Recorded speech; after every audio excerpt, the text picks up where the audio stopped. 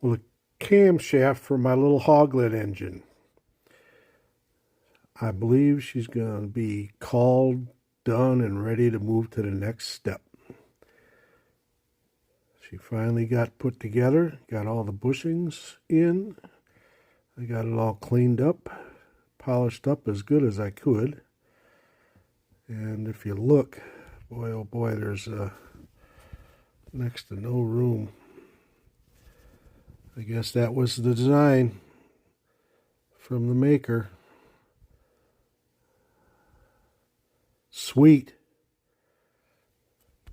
Moving on to the next step.